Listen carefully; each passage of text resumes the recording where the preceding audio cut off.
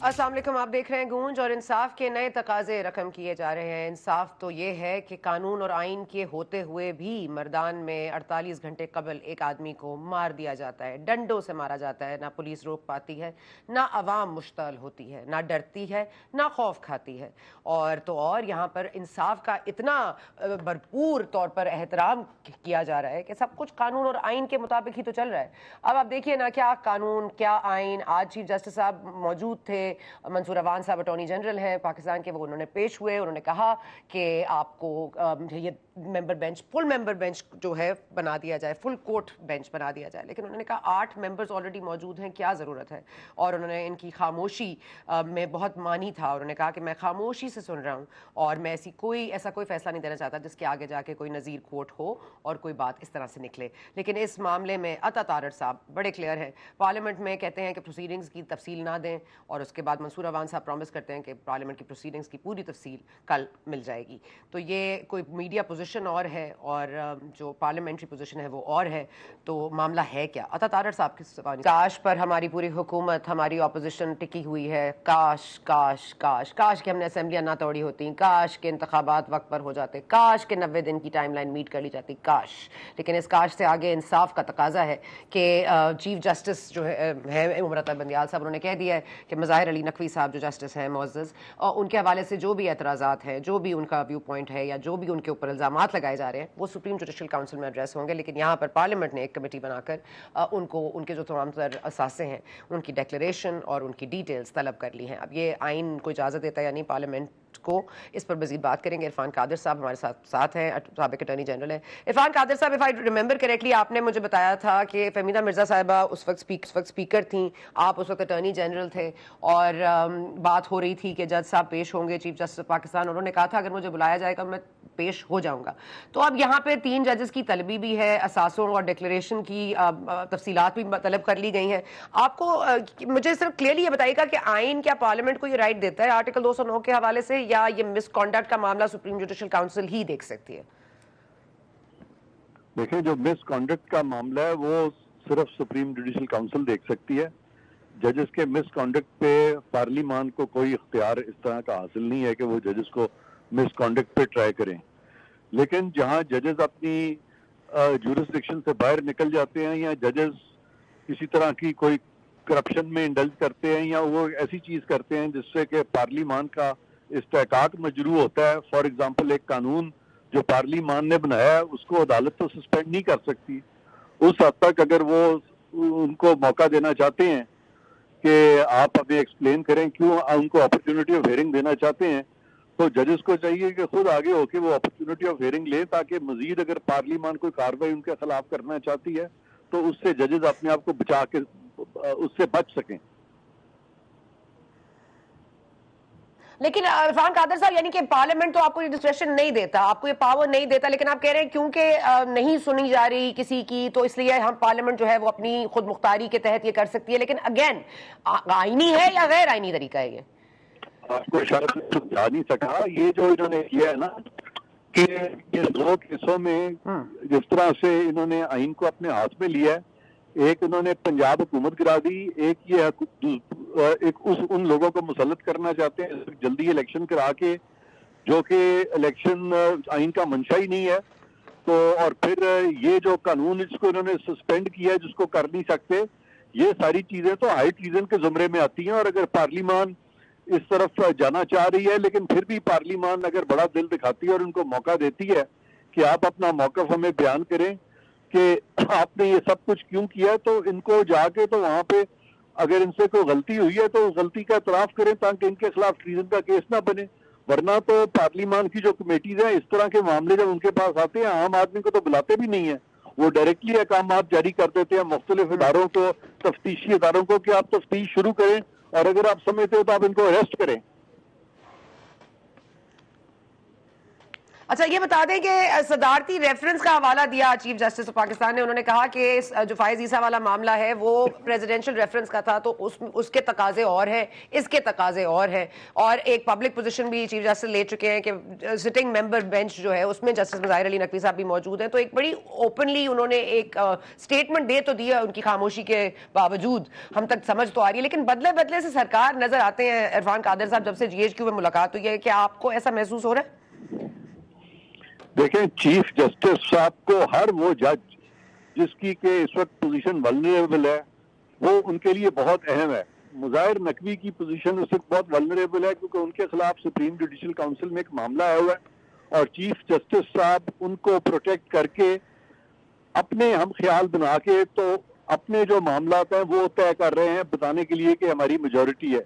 इसी तरह उसमें 3-4 वो जजेस हैं जिनको कि out of turn supreme court में लाया गया है, वो भी मरून मिन्नत हैं चीफ जस्टिस के। और फिर ये जो हम ख्याल जजेस हैं जिसमें कि 2 जजेस जो हमेशा बैठते हैं चीफ जस्टिस के साथ बेंच में, वो भी चीफ जस्टिस साहब का एक किस्म का वो एक असासा सा बने हुए हैं और चीफ जस्टिस साहब अफोर्ड नहीं कर सकते कि उन जजेस के साथ वो ना खड़े हों, क्योंकि चीफ जस्टिस साहब की अपना सर्वाइवल जो है इस वक्त वो उन जजेस के साथ है फिलहाल, और वो इस वक्त कानून और आइन को कम देख रहे हैं और उन जजेस की सपोर्ट को ज्यादा देख रहे हैं। सर, ये बता दीजिएगा कि आज जो बात हो रही है वो तो हो रही है, लेकिन एक शौकत अजीज सिद्दीकी साहब है जैसे जस्ट रिटायर्ड है, उन्होंने ये भी कल पिछले प्रोग्राम में उन्होंने फरमाया था कि पहले भी मुज़ाहिर अली नकवी साहब पर इल्जामात लगे थे और उस वक्त जो जनरल रिटायर्ड फैज हमीद है उन्होंने उनको बचाया था और उनकी पोजीशन मुस्तहकम की थी। और यहाँ पर यह मामला है कि 40 मिनट में फैसला आ जाता है जो शौकत अजीज सिद्दीकी साहब का, वो उनके खिलाफ रजिस्ट्रार भी लिख देता है, वो अपनी जज की पोजीशन से भी जाते हैं, उनकी समाअत भी नहीं होती, सुप्रीम जुडिशल काउंसिल में पिटीशन पेंडिंग है, महीनों में एक समाअत होती है, लेकिन अब उनकी मतलब रिटायर हो गए वो एज जज, लेकिन वो अपनी पिटीशन लेके बैठे हुए कि मुझे जज बनने का हक हो। और उन्होंने ये कह रहे हैं कि फैज हमीद साहब ने कुछ इस तरह के मामला किए कि उनकी जो प्रमोशन थी वो रुक गई। देखिए, फैज हमीद साहब ने क्या किया क्या नहीं किया मुझे इसमें जाने की जरूरत नहीं है, लेकिन एक बात मैं बखूबी जानता हूं और वो ये है कि बेंचेस के मामले में और केसेस के मामले में, केसेस में पिक एंड चूज होता है, जो मर्जी केस चाहते हैं लगा देते हैं, जो केस चाहते हैं नहीं लगाते। और इसी तरह से बेंचेस में भी, जजेस में भी पिक एंड चूज कर रहे हैं, अपनी मर्जी के जजेस जो हैं उनको बेंचेस पे लाया जा रहा है। और लॉयर्स को में भी पिक एंड चूज हो रहा है कि मैं जब इलेक्शन कमीशन के वकील के तौर पे पेश हुआ था तो चीफ जस्टिस साहब नहीं चाहते थे कि मैं इलेक्शन कमीशन को रिप्रेजेंट करूं, बल्कि वो चाहते थे कि वो जो इन हाउस लॉयर है उसका वो रिप्रेजेंट करे। और जब मैं वहां पेश हुआ तो उन्होंने कहा कि आपने इनको कैसे सुपरसीड कर लिया। मैंने उसी वक्त चीफ जस्टिस के आगे हाथ ही जोड़ दिए। मैंने कहा जी आपकी मर्जी है, आप जिसको मर्जी है वकील चुन ले, आप खुद ही चुन ले इलेक्शन कमीशन का वकील, खुदा हाफिज मैं जा रहा हूँ। और मैं छोड़ के चला गया था। तो ये जो पिक एंड चूज है चीफ जस्टिस साहब का, ये बड़ा वेल नोन है अब। अच्छा सर, आज जस्टिस साहिबा जो बेंच पे हैं उन्होंने भी फरमाया कि ये जो ओपन डिक्लेरेशन मांग रहे हैं फुल कोर्ट बेंच की तश्कील के हवाले से, ये चाहते हैं जो अंदर के एक कुछ है मामलात वो सबके सामने आ जाए, यानी कि अंदर के मामलात हैं। बिल्कुल अंदर के मामलात हैं और मैंने चीफ जस्टिस साहब को ये कहा था आपके प्रोग्राम में, मैं पहले भी 2-3 दफा ये बात कर चुका हूँ। मैंने उनको खुद कहा था कि आपके फैसलों की लेजिटिमेसी तब तक नहीं होगी जब तक कि आपके जो इंटरनल कॉन्फ्लिक्ट्स हैं आप उसको दूर नहीं करेंगे। और ये जो इलेक्शन का जो केस है, इलेक्शन की जो डेट दी है उसमें 4 जजेस ने तो ये मामला जो था वो कह दिया, खारिज कर दिया। और उन्होंने कहा कि ये फुल को उन्होंने कहा कि ये ऑर्डर ऑफ द कोर्ट वो है जो हम 4 जजेस कह रहे हैं। तो ये जो कॉन्फ्लिक्ट इस तरह के हैं इनको रिजॉल्व करना बड़ा जरूरी है, इसलिए सब कह रहे हैं फुल कोर्ट बने। लेकिन चीफ जस्टिस साहब को अंदाजा है कि अगर एक भी जज उनके मसलक का ना हुआ तो वो 3 से 5 मिनट में सारे केस को भुजम कर सकता है, क्योंकि जब लॉजिक से बात होगी और कोर्ट में जब लॉजिक से बात होती है तो वो तो एक वकील जो है, जो इंडिपेंडेंट लॉयर है, उसको नहीं बर्दाश्त करते, तो एक जज को कैसे बर्दाश्त करेंगे, चाहे जाए कि वो फुल कोर्ट बना दे। उनका इतना ज़र्फ मेरा नहीं ख्याल है कि वो फुल कोर्ट इस वक्त बना दे, वो खुद बंद गली में फंसे हुए हैं। सर ये बंद गली से रास्ता कैसे निकलेगा बाहर? वो तो ठीक है, फुल कोर्ट तो वो नहीं बना रहे, 3 हफ्ते की समाअत भी मुलतवी हो गई है 3 हफ्ते तक। लेकिन ये फरमा दीजिएगा, क्योंकि आज एक और मामला है, मैं फैज अमीर साहब का नाम नहीं लूंगी, लेकिन ये मामला जो है इस वक्त आप देख रहे हैं, आफरीदी साहब को जिन्होंने चीफ जस्टिस बनना था पेशावर हाई कोर्ट के, उन्होंने इस बुनियाद पर उनको नहीं बनाया गया क्योंकि एजेंसीज ने कोई रिपोर्ट में उनके ऊपर खदशात जाहिर किए थे। आज जस्टिस अतहर मिनल्ला साहब के भी कॉमेंट्स आपने देख लिए। मतलब इस तरह का पावर वील्ड करती है एस्टैब्लिशमेंट कि वो यहां तक मुतासर अंदाज हो सकती है। नहीं, ये एस्टैब्लिशमेंट जहां ये तासुर मिलता है कि बड़ी अथॉरिटी वील्ड करती है, वहां पे हमने देखा है कि कई दफा चीफ जस्टिस जो है वो एस्टैब्लिशमेंट तो क्या, वो तो आइन से भी मुबर्रा फैसले करने शुरू कर देते हैं। तो दोनों तरफ ही हैं ये बातें। ठीक हो गया, thank you so much Irfan Qadir sahab, आपने वक्त दिया। अब हमारे साथ मौजूद है पाकिस्तान पीपल्स पार्टी से बहुत ही जाहिर तारुफ के मोहताज नहीं शर्जील इनाम मेमन साहब। शर्जील साहब बहुत शुक्रिया, आपने वक्त निकाला। कराराबाद तो हो गए लेकिन धांधली के इल्जामात भी साथ हैं। यहाँ तो हमने सुना था कि जब रिजल्ट आ जाता है तब बात होती है कि धांधली होगी, यहाँ तो कबल उससे कबल ही जब इलेक्शन के मुद्दत से पहले ही और उसके दिन से पहले ही ये गर्दान हो रही थी कि आप लोग धांधली कर रहे हैं, प्री पोल रिगिंग हो रही है। अब आप बता दीजिएगा इस इल्जाम का क्या जवाब दें, और पीटीआई ने अपना वजन तो आपसे हटा के अगर वो दे दें जमात इस्लामी को तो क्या होगा, मेयर को किसका होगा? बिस्मिल्लाह, थैंक यू सना साहब। आप देखेंगे जमात इस्लामी की तरफ से ये नहीं कि पोलिंग डे पे कोई बात शुरू हुई। पोलिंग डे से पहले दिन से उनको बस एक ही उनका स्लोगन था, था, और वो उनका मकसद था कि वो उनको पता था कि जी ग्राउंड रियलिटीज क्या है। और कल भी जब इलेक्शन हो रहा था तो 3 बजे जमात इस्लामी के अमीर साहब जो है कराची के, वो प्रेस कॉन्फ्रेंस से बैठे थे मीडिया, तो उन्होंने कहा कि जी हमें लोगों को निकलें और आप वोट दें। 3 बजे 2 घंटे बाकी गए थे पोलिंग में, बिकॉज ही नोज कि भाई लोगों के कैंप में नहीं आ रहे। बोले जी आप निकले, फलानी लोग निकले, हमारे कौम के लोग निकले, हमारे कैंप्स में आए वोट दे। मतलब ये उस वक्त वो एडमिट कर चुके थे कि उनको जो है वोट नहीं पड़ रहे। और अल्हम्दुलिल्लाह ना सिर्फ कराची की बात नहीं है, पूरे सिर्फ इलेक्शन पे कल, और देखिए तरीके हर डिस्ट्रिक्ट में आपको यही आवाज मिलेगी पीपल्स पार्टी की। और वहां से कहीं भी उनके किसी भी डिस्ट्रिक्ट में शांति की बात नहीं हुई। जमात इस्लामी का प्रॉपर स्लोगन ही ये था कि किसी तरीके से क्रिटिसाइज उनको करना था, इसलिए उन्होंने किया है। और मैं नहीं समझता कि उनकी अब मजीद जो है कोई जगह में, जहाँ तक सीट की बात है डेफिनेटली यू एब्सोल्युटली राइट। अब इस वक्त मेजॉरिटी में पीपल्स पार्टी है, पीपल्स पार्टी का हक है कि वो अपना मेयर लेकर आए, लेकिन उसमें भी हम जमात इस्लामी को भी ऑफर करेंगे और डेफिनेटली हमारी कोशिश होगी कि पीपल्स पार्टी का मेयर आए। और अगर ये पॉलिटिकल प्रोसेस है इसको डेफिनेटली पीपल्स पार्टी कॉन्टेस्ट करेगी। ठीक है, तो सेंसस वाले मामले में जो एमक्यूएम आपसे नाराज है, कह रही है हुकूमत भी छोड़ देगी, साथ भी नहीं देगी, तो यही मामला कैसे हल होगा सर? देखिए सेंसस की बात अगर आपको याद हो, सबसे पहले हमारे चेयरमैन बिलावल भुट्टो जरदारी साहब ने कराची में एक जगह स्पीच की, उन्होंने कहा कि अगर सेंसस ठीक नहीं हुए तो हम हुकूमत छोड़ेंगे। और उस वक्त एमक्यूएम का अभी तक एतराज शुरू ही नहीं हुआ था। मैं एज ए इंफॉर्मेशन मिनिस्टर उन तमाम मीटिंग में एहसान इकबाल साहब के साथ, चीफ मिनिस्टर साहब के साथ बैठा हूँ, और सिंध गवर्नमेंट ने मुसलसल अपने रिजर्वेशन दिए हैं। जो सेंसस का प्रोसेस है इट इज नॉट फेयर, हमें एतमाद में नहीं लिया जा रहा। और चीफ मिनिस्टर ने कोई बेशतर लेटर्स लिखे हैं, चीफ मिनिस्टर ने मीटिंग में बड़ा लाउडली उन चीज को रेज किया है, अपने ऑब्जेक्शन को रेज किया है, जिसको फेडरल गवर्नमेंट ने नहीं हल किए। तो सेंसस में it is not only MQM issue, it is basically Sindh government issue and it is the people of Sindh issue. तो हम लोग बिल्कुल क्लियर है कि हम कहते हैं कोई हमें प्रॉब्लम नहीं है, आप सिर्फ हेड काउंट सही करें, आप लोग बाद में जो फैसले करने करें। लेकिन ये हो नहीं सकता कि आप जो लोग एग्जिस्ट करते हैं, जो जिंदा हैं, जो सांस उठा रहे हैं, जो खाना खा रहे हैं, जो यहाँ के रिसोर्स ले रहे हैं, आप उनको काउंट ना करें। तो वो एक बहुत बड़ी जाती है कि इसमें पीपल्स पार्टी के अपने रिजर्वेशन बहुत ज्यादा है, और पीपल्स पार्टी रिजर्वेशन को एमक्यूएम ने तो रिजल्ट के बाद आना शुरू किया। हमने पहले दिन से जहाँ पे हमें प्रॉब्लम हो रहे थे कि हमें पता चल रहा था कि हमें पता ही नहीं जा रहा कि काउंट किस तरह हो रहा है, और काउंट में हमें बहुत सारे प्रॉब्लम आ रहे थे, हमने फेडरल गवर्नमेंट इन राइटिंग भी, ऑफिशियली भी, प्राइम मिनिस्टर साहब के साथ भी, पीपल्स पार्टी की लीडरशिप में भी जो है वो प्राइम मिनिस्टर साहब की मैटर आया था, और सिंध गवर्नमेंट के बाकायदा जेन्युइन रिजर्वेशन हैं और वो ऑन रिकॉर्ड। शर्जील साहब, ये खान साहब जो आज गुफ्तगू कर रहे हैं, बल्कि कल उन्होंने गुफ्तगू की, उन्होंने एक जो सर्विस जो है उनके फौज के अफसर, उन्होंने उन पर इल्जाम बात भी लगाए, नाम भी लिया, उस पर शहबाज शरीफ साहब की एक पोजीशन आई कि हम इजाजत नहीं देंगे, लेकिन इजाजत तो इमरान खान साहब को दरकार ही नहीं है किसी की, वो तो बोलते रहेंगे। लेकिन आज डीजी ISPR की तरफ से भी ये स्टेटमेंट आ गया है कि वो कानूनी चाराजोई करने का हक रखते हैं। तो आपको क्या लगता है इमरान खान साहब की जो सदाकत है वो क्वेश्चनेबल है, या वो जो बात कर रहे हैं कि मैं मतलब क्या वो जुर्म नहीं कर सकते हाजिर सर्विस जो फौजी हैं, तो क्या आपको लगता है इस पर कोई कार्रवाई होनी चाहिए? देखिए, दुनिया का हर शख्स जुर्म कर सकता है, कोई बात नहीं, जुर्म होता है, जुर्म होता है। इशू ये नहीं है, इशू ये है कि इमरान खान ने किस पे इल्जाम नहीं लगाया। जब vote of no confidence start हुआ तो इमरान खान ने पहला इल्जाम लगाया अमेरिका पे, ठीक है। उसके बाद फिर अमेरिकन एम्बेसडर पर इल्जाम लगाया इमरान खान ने। उसके बाद फिर वो पीपुल्स पार्टी लीडरशिप को भी उन्होंने इल्जाम लगाए, फिर उन्होंने जनरल बाजवा साहब पे भी इल्जाम लगाए, फिर हर उस ऑफिसर पर इल्जाम लगाया जिसने पहले इमरान खान पर एहसानात किए। उसके बाद फिर क्या हुआ, फिर नया रिजीम एक जगह डेफिनेटली पोस्टिंग ट्रांसफर होते रहते हैं। जब इदारे में ट्रांसफर पोस्टिंग तो उनको फिर उन्होंने हर एक ऑफिसर पर इल्जाम लगाया, फिर उनके खिलाफ ना सिर्फ इल्जाम लगाए, इमरान खान के खिलाफ ट्रेंड चलवाए। इमरान खान ने उनकी सबकी फैमिलीज को निशाने पे लिया।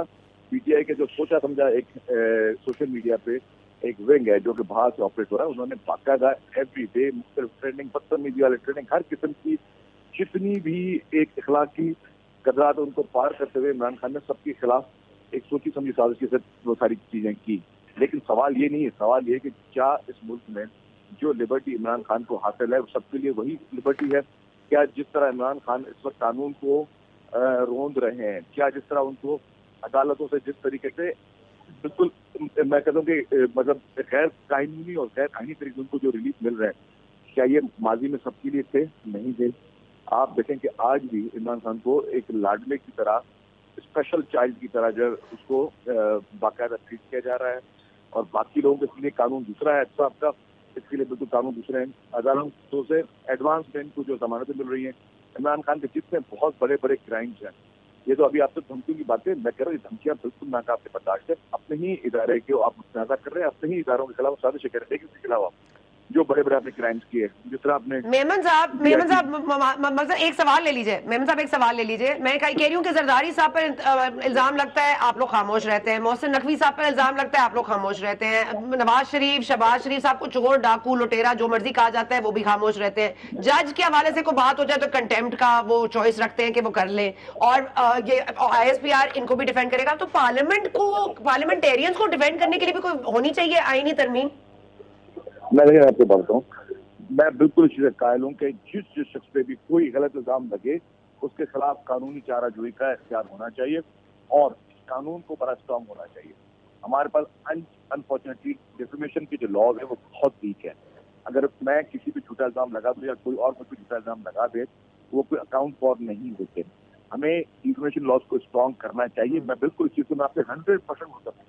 मैं कुछ चीजों से मतलब आउट ऑफ द ब्लैक कहता हूँ कि जी डिफेमेशन आप करते क्या हो, किसी पर इल्जाम लगाते हो, उस पर आप परसेप्शन क्रिएट करते हो और फिर उसको आप पूरे मुआशरे में बदनाम और किसी काबिल नहीं छोड़ते हो कि वो फिर किसी को के मतलब वो अपने मुआशरे का हिस्सा भी बन सके। यही चीजें इमरान खान के सबसे बेसिकली ये कल्चर इमरान खान ने इसको ज्यादा मुतारफ कराया। इमरान खान जैसे ही पॉलिटिक्स में आए तो उन्होंने इस तरह की ट्रोलिंग और इस तरह की बदतमीजियां, मतलब मुझे याद है कौन से जो एंकर्स है, एंकर्स के नाम पर खवातीन एंकर्स यहाँ पर जिस तरीके से बदतमीजियां की गई, जिस तरीके से उनको गालम गलौज स्टार्ट की गई, ये सारी पीटीआई के नई कल्चर स्टार्ट किया। और ये भी जब आपने बात की सर एक सवाल ले लीजिए, मेमन साहब थोड़ी बात की कमी है, रेस फॉरवर्ड ये बता दीजिएगा कि आज वो कह रहे हैं असद उमर साहब भी, इमरान खान साहब तो बहुत अरसे से कह रहे हैं लेकिन इशारों कनाइयों में कह रहे हैं, आज असद उमर साहब ने खुल के कह दिया है कि इस वक्त जो मौजूदा हुकूमत है यानी कि आपकी पार्टी भी इस वक्त एस्टैब्लिशमेंट के जो है बैसाखियों पर खड़ी है। इस इल्जाम को आप कैसे रिएक्ट करेंगे इस पर? देखिए, पीपुल्स पार्टी कोई बड़ी बेनिफिशियरी नहीं रही। पीपुल्स पार्टी जब इमरान खान को फुल सपोर्ट तभी उन्होंने सिंध में गवर्नमेंट बनाई, आज सिंध में गवर्नमेंट बनाई। फेडरल में 3-4 मिनिस्ट्रियां पीपुल्स पार्टी ने आज अगर गवर्नमेंट में मौजूद है तो वो सिस्टम को स्ट्रांग करने के लिए और डेमोक्रेसी को स्ट्रांग करने के हुकूमत बैठी हुई है। पीपुल्स पार्टी कोई वो मिनिस्ट्रीज का या कोई खुदा न खासा पैसा की पीपुल्स पार्टी कोई बहुत बड़ी बेनिफिशियरी नहीं है इस पूरे सिस्टम का। यस, हम चाहते हैं कि डेमोक्रेसी प्रिवेल करे, हम चाहते हैं कि उस मुल्क में लॉ प्रिवेल करे, कानून सबके लिए एक जैसा हो। ये नहीं है कि एक लाडले के लिए अलग कानून और बाकी लोगों के लिए अलग कानून। हम नहीं चाहते कि एस्टेब्लिशमेंट को ब्लैकमेल करके उनको ये कहा जाए कि आप न्यूट्रल हो ही नहीं सकते, न्यूट्रल वाला बंदा जो वो जानवर होता है और आप मेरी सपोर्ट करें। आप एस्टेब्लिशमेंट को टर्न पॉइंट पे कि आप उनके खिलाफ ट्रोलिंग करेंगे, उनके खिलाफ बदमाशी करेंगे, उनके खिलाफ आप बहुत घिनौनी साजिशें करेंगे, इसलिए आप एस्टेब्लिशमेंट को प्रेशर में लाएं जितना आप अदालत को प्रेशर में ला चुके हैं। आपने अदालत को प्रेशर में लेकर आए, अब आप एस्टेब्लिशमेंट को प्रेशर में लाना चाह रहे हैं कि वो आपकी सपोर्ट करे, और सपोर्ट आपको 2018 में मिली। तो ये एक ब्लैक मनी टैक्टिक्स चल रहे हैं। मैं समझता हूँ कि किसी के लिए भी काबिल कबूल नहीं है, और इसी के लिए हम लोग खड़े हैं। हमारा और कोई मकसद नहीं, इसी के लिए हम खड़े हैं। हमें अपने इदारों को तहफ़्फ़ुज़ करना, हम अदालत का तहफ़्फ़ुज़ करना, हमें एस्टेब्लिशमेंट का भी तहफ़्फ़ुज़ करना, हमें पार्लियामेंट का भी तहफ़्फ़ुज़ करना, हमें हर चीज़ को तहफ़्फ़ुज़ करना। ठीक हो गया, थैंक यू शर्जील मेमन साहब, आपने वक्त निकाला। लेकिन यहाँ पर मामला यह है कि फराह गोगी पर इल्जामात लगाए, हुकूमत को आज रेड नोटिस इंटरपोल को कह दिया गया है कि आइंदा वो नहीं समन कर सकते फराह गोगी साहिबा को, यानी कि चेकमेट हो गया है। फराह गोगी के ऊपर भी इल्जामात लगे, उन्होंने एक्शन ले लिया है। अब हमारे इदारे आगे क्या चाराजोई करेंगे वो देखना बाकी है। लेकिन साथ साथ I want to take a moment to say कि बिलावल भुट्टो जरदारी साहब ने जो SCO में अपीयरेंस अपनी दी, जो गोवा गए, और जो कमाल इंटरव्यू उन्होंने दिया इंडियन चैनल पर, I think it's worth watching. अगर आपने नहीं देखा है तो ज़रूर देखिए। ये वो सारी चीज़ें बताएगा जो सियासतदान को होनी चाहिए और जो कहनी चाहिए, और पोजीशन किस तरह से मुस्तहकम की जाती है, और कैसे सहाफ़ी जो है इमोशनल होकर गलत बातें कर जाते हैं। ये इसमें लेसन मेरे लिए भी है, हम सब के लिए है। वक्फा लेने जा रहे हैं, हमारे साथ रहिए।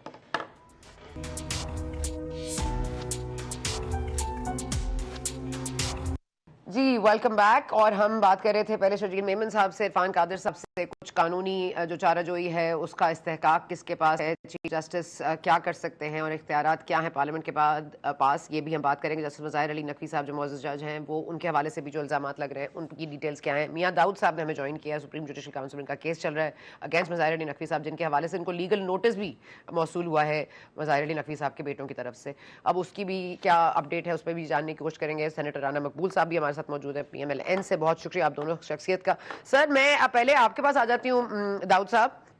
ये मामला क्योंकि प्रेसिडेंशियल रेफरेंस नहीं है और क्योंकि सुप्रीम कोर्ट में कलअदम हो चुका है, 2 बार इसको रिजेक्ट कर दिया गया है, तो आप अभी भी अपनी पोजीशन पर कायम हैं? यहाँ पार्लियामेंट भी उनकी डिटेल्स मांग रही है अकाउंट्स की।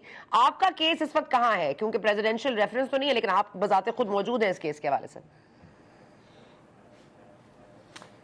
सनापा, लेट मी करेक्ट यू, अभी इसको रिजेक्ट नहीं किया सुप्रीम कोर्ट ने या सुप्रीम जुडिशल काउंसिल ने।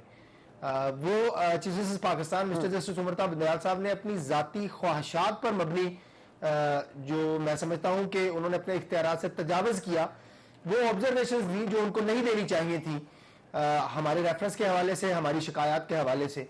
बदकिस्मती है कि पाकिस्तान गुज़श्ता 5-6 सालों से, बिलखसूस 2017 से एक ऐसे अदालती दौर से गुजर रहा है, जो अदालती दौर किसी भी तौर के ऊपर उसको अदालती दौर नहीं कहना चाहिए, जिसमें चीफ जस्टिस साहबान जो है वो अपने मुसलसल ये इल्जामात लग रहे हैं कि वो अपने इख्तियारात का नाजायज इस्तेमाल कर रहे हैं। वो पसंद और नापसंद की बुनियाद के ऊपर पाकिस्तान की सबसे बड़ी अदालत को चला रहे हैं। और आप देखें, पूरी दुनिया जानती है कि जब भी किसी मुल्क में अनारकी फैलती है तो उसकी वजूहात जो है वो अदालती फैसले और इंसाफ की अदम फराहमी जो है वो होती है। और यही सलूक जो है वो हम देख रहे हैं कि 2017 से आज के दिन तक पाकिस्तान के अवाम के साथ जो है वो हो रहा है। सुप्रीम जुडिशल काउंसिल एक बिल्कुल इंडिपेंडेंट फोरम है। उस फोरम के अंदर, जिसके सरबराह चीफ जस्टिस पाकिस्तान है और बाकी 5 जज साहबान है, उसके अंदर एक शिकायत जाती है। उस शिकायत का प्रोसीजर अडॉप्ट किए बगैर ही अगर चीफ जस्टिस पाकिस्तान जो है वो ये रिमार्क्स दे देते हैं कि इस शिकायत की कोई हैसियत नहीं है, और मैंने तो पैगाम दिया है जस्टिस मिलार नकवी को अपने साथ बिठाकर, तो आप बताएं कि मुस्तकबिल में कोई शख्स सुप्रीम कोर्ट के ऊपर या सुप्रीम जुडिशल काउंसिल के ऊपर किसी किस्म का कोई एतमाद करेगा, और इसका सबसे बड़ा नुकसान जो है वो पाकिस्तान के अवाम को होगा। और फिर उसके बाद अल्टीमेटली अल्लाह ना करे, मेरे मुंह में खाक, फिर पाकिस्तान जो है। सर आप बात कर रहे हैं कि सपोर्ट की, आप ये देखिए कि परवेज लाई साहब फरमा रहे हैं कि वो आंखों का तारा है चीफ जस्टिस, इस वक्त उनकी आंखों का तारा है। मुझे लगता है इमरान खान साहब को कंपटीशन हो जाएगा उमर अता बंदियाल साहब चीफ जस्टिस साहब से, क्योंकि आंखों का तारा अगर बंदियाल साहब के हवाले से परवेज लाई साहब कह रहे हैं ना आंख का तारा है, वो अवाम की आंख का तारा है, तो आंख का तारा तो इमरान खान साहब भी थे। सनापा वो 100% दुरुस्त कह रहे हैं। उसकी वजह यह है कि माली मफादात सबके इकट्ठे हैं। आप देखें कि परवेज लाई साहब का दौर जो गुजरा पंजाब के अंदर, उसमें ये रिकॉर्ड की बात है कि उन्होंने आइन की और कानून की बदतरीन खिलाफवर्जी करते हुए 120 अरब रुपए के तरक्याती फंड जो है परवेज लाई साहब दौर में सिर्फ गुजरात डिवीजन में जो है वो डिसबर्स किए गए। उसकी पिटीशन सुप्रीम कोर्ट में गई। चीफ जस्टिस पाकिस्तान उमर ताब बंदियाल साहब में इतनी अखलाकी हिम्मत नहीं है कि वो इस पिटीशन को समाअत के लिए मुकर्रर करके खारिज कर दें। आप देखें पाकिस्तान के सरकारी खजाने के साथ एक दिन के अंदर 20-20 करोड़ 50-50 करोड़ की तरक्याती स्कीमें एक घंटे के अंदर जो है वो अप्रूव करके गई। तो वो परवेज भाई साहब की तो आंखों का तारा होना ही है चीजें उमरता बदयाल साहब, क्योंकि चीजें उमरता बदयाल साहब ने उस आईनी पिटीशन को वो बिल्कुल हाथ नहीं लगाया। इमरान खान साहब के तरक्याती फंड्स का जब मामला जो है वो काजी फाजी साहब ने अस्कूल नोटिस लिया था तो चीजें पाकिस्तान गुलजार अहमद खान साहब वो इमरान खान को बचाने के लिए आगे थे। मैं इसी बात की तरफ तो आपकी तवज्जो दिलाने की कोशिश कर रहा हूं कि 2017 से लेकर आज के दिन तक इमरान खान साहब या उनके हामी जितने मर्जी बड़े डाके में रंगों हाथों पकड़े जाए, अदलिया उनकी मदद करने के लिए आ जाती है। जमान पार्क में सरेआम पुलिस एहलकारों के ऊपर पेट्रोल बम जो है वो फेंके गए, लेकिन कोई अदालत इमरान खान को हाथ नहीं लगाने दे रही। क्यों? क्योंकि वो लाडले हैं। क्यों? क्योंकि वो ठीक हो गया सर, ये अब कौन हाथ ही लगाने दे रहा है? ठीक है, दाऊद साहब मैं वापस आती हूँ आपके पास। कंटेम्प्ट में ना इन हो जाइएगा आप, या मुझे ना करा दीजिएगा। चले मकबूल साहब ये फरमा दीजिएगा कि आप बात कर रहे हैं कि जो जस्टिस साहब हैं उनकी आपको सारे एसेट्स की डिटेल्स चाहिए, असासाजात की तमाम डिक्लेरेशंस आपने तलब कर लिए जो पब्लिक अकाउंट्स कमेटी है नूर आलम खान साहब ने। एक तरफ ये मामला चल रहा है कि पार्लियामेंट के पास ये डिस्क्रेशन है कि नहीं है, दूसरी तरफ आप देख लीजिए कि जो आज आफरीदी साहब के हवाले से जो बात आ रही है कि चीफ जस्टिस ऑफ पेशावर उन्होंने बनना था लेकिन उनको एजेंसीज के खदशात की बुनियाद पर नहीं बनाया गया। तो मदाखलत तो दोनों तरफ से हो रही है, पार्लियामेंट की तरफ से हो या एस्टैब्लिशमेंट की तरफ से हो, तो अदलिया को कैसे सेव किया जाए? देखिए जी, अदलिया ने तो खुद अपने आप को सेव करना है ना। उनके पास पावर है, अथॉरिटी है, इम्प्रेग्नेबिलिटी है। अगर वो काम करेंगे कार्निलिस जैसे तो सेव हो जाएंगे, अगर वो काम करेंगे हमूदुर रहमान जैसे तो इज्जत पाएंगे, अगर वो काम करेंगे राना भगवान दास और नासिर मुल्क जैसे तो इज्जत पाएंगे, अगर वो इरशाद हसन खान जैसे काम करेंगे या साकिब निसार जैसे काम करेंगे या इनकी सुन्नत पे अमल करेंगे तो फिर तो आपको पता है उसका अंजाम क्या होता है। ये तो सीधी सी एक लिखी हुई किताब है, जो पढ़ेगा इसको सही तरीके से अच्छा सफ़ा वो कामयाब भी होगा, दुनिया में भी आखिरत में भी इज्जत भी पाएगा। जो नहीं करेगा दोनों जहानों का घाटा खाएगा। वो उस बंदा समझता है अपनी मिसगाइड होने की वजह से कि मैं बहुत ज़्यादा क्राफ्टी हूँ and I will navigate through all turbulences, और मेरे जितना कामयाब वही आदमी है जो सच पे खड़ा है और ईमानदारी से लोगों को सच बांटता है। और सर यहाँ पे सच भी तो दो है ना, यहाँ सच भी दो हैं, झूठ के तो बगैर पाँव ही नहीं है ना। मकबूल साहब ये फरमा दीजिएगा कि पार्लियामेंट ने पहले कहा था कि हमें नहीं देंगे, हम पार्लियामेंट्री प्रोसीडिंग्स की डिटेल्स नहीं देंगे जी। सबने कहा पूछें जी क्यों मांग रहे हैं, आज आपके अटॉर्नी जनरल कह रहे हैं कि जी कल भिजवा देंगे। तो ये एक पोजीशन आपकी और है पार्लियामेंट में, एक पोजीशन और है अदलिया में, एक और पोजीशन है मीडिया में। तो ये फरमा दीजिएगा कौन सी पोजीशन है जो उसको क्लियर किया जाए। मैं अटॉर्नी जनरल हमारे अफसर हैं सबसे मैं इत्तेफाक नहीं करता। अगर अटॉर्नी जनरल साहब बहुत पढ़े लिखे आदमी हैं, अगर वो 69 आर्टिकल पढ़ लें, आप भी पढ़ लें, दाऊद साहब बड़े को पता है 69 में जितनी प्रोसीडिंग्स होती हैं पार्लियामेंट की वो किसी को नहीं दी जा सकती, ना उनको कोई ले सकता है, ना उनको कोई प्रूव कर सकता है, ना उनको कोई उसको एविडेंस के तौर पर इस्तेमाल कर सकता है। इसलिए वो एक क्लासीफाइड किस्म की प्रोसीडिंग होती है, अगर वो ओपन होती हैं। इसलिए मैं नहीं समझता कि क्यों उन्होंने ये कहा है कि जी हम कल पेश कर देंगे, उनकी मर्जी है, वो is the law of the country. लेकिन ये देखना चाहिए आर्टिकल 69 तो जरा पढ़ लेना क्या कहता है, कि उसमें तो हमारी सारी की सारी चीजें एक लिहाज से इन हाउस होती हैं। सारी बहस जो है वो उसको किसी जगह पे ना तो कोट किया जा सकता है और ना उसको साइट किया जा सकता है किसी के खिलाफ। इसलिए मैं समझता हूँ कि ये एक बड़ी क्लासिफाइड किस्म की लिटरेचर होता है, इसलिए देखना चाहिए, उसको नहीं करना चाहिए। हाल बता वो भिजवाते तो फिर उसमें तो कुछ नहीं। आर्टिकल 69 की डिटेल्स जानूंगी मैं। ठीक है दाऊद साहब, आर्टिकल 69 पर रोशनी डालिएगा, आप कैसे रीड करते हैं इसको? मैं राना की बात से काफी इत्तेफाक करता हूँ। इसमें बड़ा वाज़ेह तौर के ऊपर लिखा हुआ है, मैंने दोबारा अपने आप को कंफर्म किया कि पार्लियामेंट की किसी भी चीज को, किसी भी कार्रवाई को, चाहे वो ज़ाब्ता कार से हटकर की गई है या उसमें किसी भी किस्म का कोई और ऑब्जेक्शन है, वो अदालत में जेरे बहस नहीं आ सकता। लेकिन जो अटॉर्नी जनरल साहब ने बात की, सना आपा बड़ी वाज़ेह है और ये हमें एडमिट करना चाहिए। डिबेट प्रोग्राम्स, टॉक शोज जो है वो इस टॉपिक पे होने चाहिए कि अनफॉर्चुनेटली ये पाकिस्तान की अदलिया है जो पहली मर्तबा आइन के ऊपर अमल दरामद नहीं कर रही। ये पाकिस्तान की अदलिया है जो कह रही है कि आइन के अंदर जो चीजें उसको मैंने अपनी मर्जी के मुताबिक चलाना है। ये पाकिस्तान के चंद साबान है जो ये इस बात की कोशिश कर रहे हैं कि आइन का आर्टिकल 84 जो है उसको रिडंडेंट कर दें और पैसे दे दें इलेक्शन करवाने के लिए। ये बदकिस्मती से हमारे चंद साबान है जो ये कह रहे हैं कि केपीके के अंदर आइन लागू नहीं होगा, सिर्फ पंजाब के अंदर लागू होगा। वहां पर जो है वो आइन की ज्यादा जरूरत है और केपीके में या दूसरे सूबों में जो है वो आइन की जरूरत नहीं है।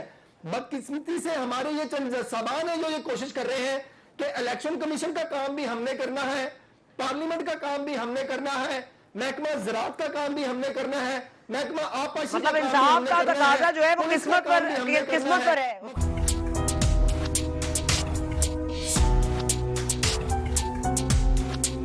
And welcome back. आज ये रूमर्स जो हैं वो सर्कुलेट कर रहे हैं कि आईएमएफ में हमारी बारी नहीं आई है। पहले खदशा होता था कि श्रीलंका ना बन जाए पाकिस्तान, लेकिन अब तो श्रीलंका से भी आगे चला गया। श्रीलंका को भी आईएमएफ ने फंड दे दिया है, लेकिन पाकिस्तान की बारी नहीं आ रही। यहाँ पर कहा जाता है कि जी तमाम मामला तय हो गए और फंड मिल जाएगा, लेकिन वहाँ से जो हमें ज़राए बता रहे हैं वो ये है कि आईएमएफ की आप लिस्ट में है ही नहीं इस वक्त की जो फंडिंग है इस साल की, उसमें आपका कोई जिक्र नहीं है। अब ये बात कितनी सदाकत रखती है ये तो हमें देखने आने वाले वक्त में पता चलेगा। लेकिन बंद गली में अगर आप पहुंच जाएं तो या तो आप यू टर्न कर लें या फिर आप रिवर्स गियर लगा लें, क्योंकि बंद गली के आगे कुछ नहीं है, पीछे ज़रूर हो सकता है। और क्लासिक इसकी एक मिसाल यही है, यू टर्न ले लें, क्योंकि यू टर्न जो होता है वो हर बंद गली का रास्ता बाहर निकाल सकता है। Thank you for watching today, we will see you tomorrow.